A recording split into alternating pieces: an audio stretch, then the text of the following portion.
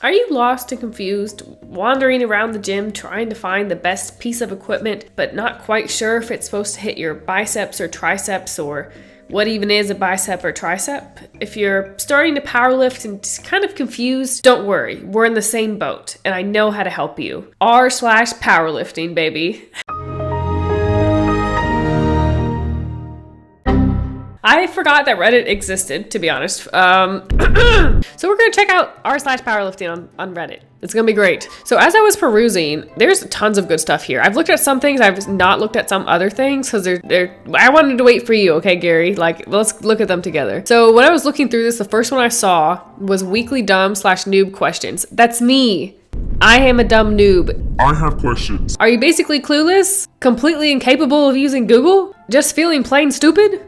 God, is this like supposed to help you or supposed to hurt your feelings? This is so mean. Apparently this is just a thread to ask questions. All right, I don't need to explain Reddit to you. Everyone knows how Reddit works. We're going to look at Reddit. Okay, how to stop the barbell from rolling, knee sleeve sizes, sizing advice for singlets.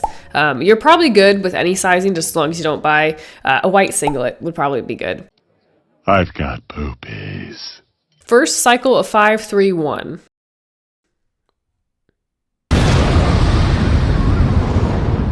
This was asked 10 hours ago. Feel like I am being transported at least 10 years ago. Should I stick to the program's advice? No, you should throw out 5-3-1.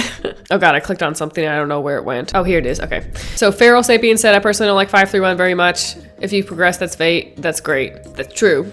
This person said, what's the etiquette on pulling it out of a meet? I've never had to miss/withdraw before. Am I good just to not show up?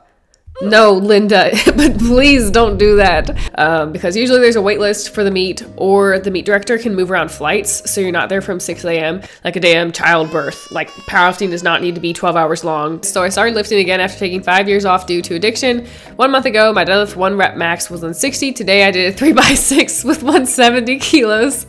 Heavy as and all this is with me just around, basically trying to milk the linear progression. Should I continue to do this, or how do you advance? Do something until it doesn't work anymore. Yeah. Okay, I'll be the first dumbass today. I love how negative these people are. Trying to understand the state records page for New Jersey. Step 1, move out of New Jersey. Lift Anchovy said, can someone recommend a bodybuilding program for a beginner? I want to get bigger, that's all. You're on the wrong subreddit, dude. Literally, why can't I scroll down any farther? I don't understand how fucking Reddit works. This guy asked, do you guys find weights feel heavier during peak phases 1 to 2 weeks out? If so, how do you properly select attempts on that? I often feel like shit 2 weeks out from the meet, but then unexpectedly PR. Congratulations, that's tapering and peaking, so you're good. This sometimes makes it challenging to figure out how to actually get the most out of your attempts. Okay, well, you're tapering well. That sounds good if you're PRing. You should base off your attempts on your previous blocks and not just the last 2 weeks leading up to meet day. Okay, so that was the weekly dumb new question thread. Okay, so then I was just perusing around and I saw this Powerlifting America Drama. This is where I need to be. Actually, I really want to know who started this. Like, who's actually talking on Reddit about this? I thought only juniors were upset about this drama. And like, I figure anyone who's under doesn't know that Reddit exists, right? Fired their creative social media director and unfollowed 700 of their athletes in one day. From what I can tell. A lot of insinuations from their athlete that there's more going on behind the scenes. All just seems odd for an already small fed, largely riding on their IPF affiliation. Okay, this sounds like an unbiased guy. Let's see what's going on. This person said, I feel like it's not that deep, but when they unfollow mostly juniors, it's to be expected. Like, they're mostly kids with big social media presence, so I'm not surprised there's posts about it. Like, basically, Powerlifting America just unfollowed people because there was literally no rules or regulations on how a account who's affiliated with the Powerlifting Federation of the World should handle their social media. So all they did was just put in rules from what I can surmise. So they only follow, I think, for the most part, open world medalists or national champions. I can't remember what it is, but there's a reason why they did it. To protect kids, to protect the social media integrity, because you can't follow every single person. If they tried to, there would still be some guy named Jim just like out in his garage gym lifting once a month complaining that Powerlifting America doesn't follow him. So how can you expect a social media account to follow every single person? And why would you? Joy acted like she built PA as if some grassroots organization is hilarious and self-important. It doesn't grow because of her, it grew because of the new American IPF body.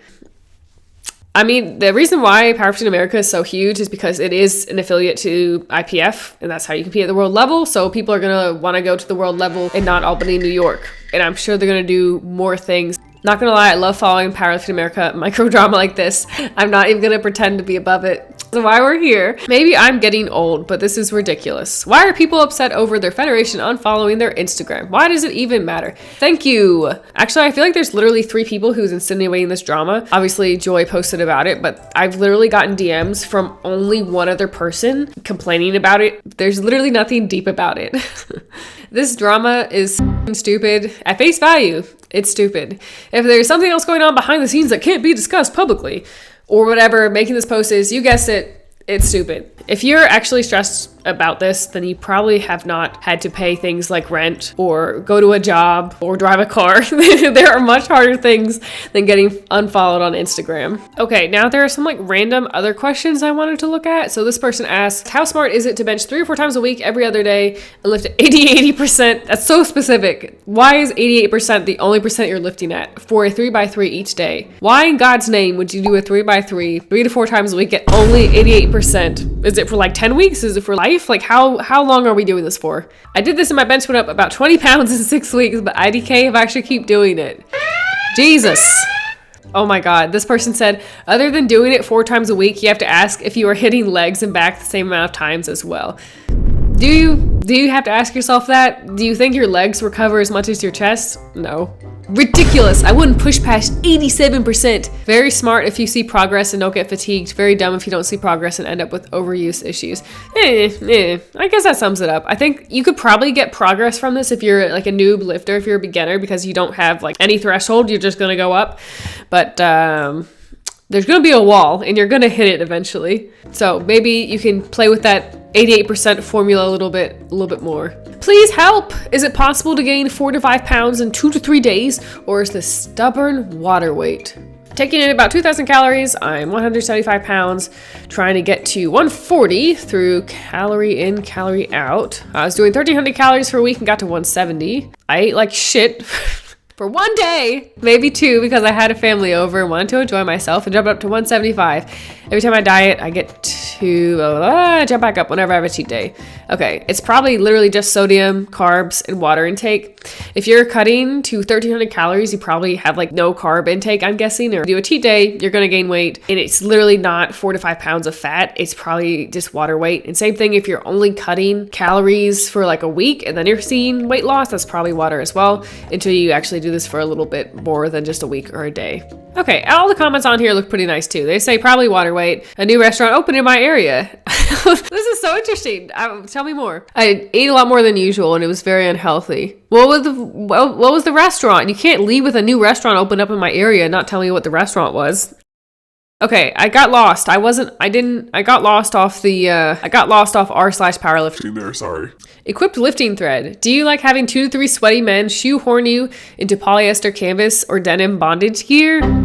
I don't know who's writing these captions, but it really encapsulates what equipped lifting is. Do you have a death wish every time you get under the bar? Yeah, that's pretty much equipped lifting. Okay, I'm going to learn how to powerlift. We've looked at the Powerlifting America drama. Tell me how I can powerlift. Really love the last 2 times I've hurt myself. I've been from rushing a rep that's on set. That's like sub RP7. Stop rushing your setup. Why do elite/advanced deadlifters often fail the rep during lockout? For me, and hopefully for literally everyone else, the starting position of the deadlift is the hardest. Once the weight has been lifted a couple of times off the ground, there's no chance the rep is going to fail from then on. But I see a lot of videos where elite deadlifters struggle much more during the lockout phase. I feel like that's just like recency biased. I feel like you've seen it like a couple times. In my experience, most elite pullers are strongest off the floor. To begin with, naturally, my coach always drilled floor speed/strength, regardless of being weak at lockout or the floor. Floor speed. How do I rate my floor speed? But if you're fast off the floor, you're probably going to fail at lockout if you don't have good technique. So if you can yoink that shit up with your lower back and then you're not going to make it past your knees, that's probably why. So it's better to do a good position off the floor, whether it's slower, you know. If a lift is within reach, where else are you supposed to fail? If it doesn't even budge off the floor, it's not even close. Savage. I would say that makes sense to an extent. If you can grind through lift and then you just run out of energy, it happens. You're going to miss it at the top. That makes kind of sense. This is like a probably interesting take. It's a lot to do with the fact that a lot of them end up changing their technique in such a way that it makes the bottom easier but makes the lockout harder. It's normally using strategic upper back rounding to shorten range of motion and allow the hips to start in more advantageous position as well as get a bit more quad engagement in the bottom. Sure. This is the answer because it's heavy. Does anyone else find heavy deadlifts emotionally exhausting? Yes. Do fatigue deadlifts. Just do your rep sets before your single so you don't find it so emotionally exhausting. It makes it so much better, I promise. It could be C and S fatigue, I guess. Probably, but like you are just getting hyped up for your single and then you're probably just dead because your adrenaline crashes the second after you finish your single. So I would definitely recommend doing fatigued singles. Okay, last subreddit or thread, whatever these are. Why are there so many deadlift specialists? I don't know. Let's ship them off to an island. There are too many, I agree. Squat standards are stricter now. People learned how to deadlift better. It's just an illusion. It makes sense competitively to lean into it. Yes. I'm not going to read the rest of that, but yes. Squat standards are pretty strict. I don't know if they're stricter. They've always been strict. Literally, powerlifting rule was that you had to pause your squat at one point. So we've moved on from that. We're still pretty strict with squats. People are learning how to deadlift differently. People are getting stronger and better. It's just an illusion. Also true. You have to lean into it. Also true. If you have a chip on deadlifts, that's going to be your most advantageous chip. Lifter who can chip a squat record and get like an extra kilo on squat, but there's also a deadlifter who can have an extra kilo on deadlifter. The deadlifter has the advantage. It doesn't matter. It could be the same 1 kilo chip. If you're pulling last, you will always have the advantage because you can load a little bit more than what you may need to. So, okay. What have we learned today? We've learned that people still do the 5-3-1 programming. The Powerlifting America has some drama for 24 hours and now no one cares about it anymore, which is good. And then there's a lot of deadlift questions. I still have not learned how to exactly lift. Maybe I can find out on another subreddit, but that's all the Reddits I can take for today. Thank you guys so much for watching. Do not forget to like and subscribe, and I will see you guys next week for another video. Bye!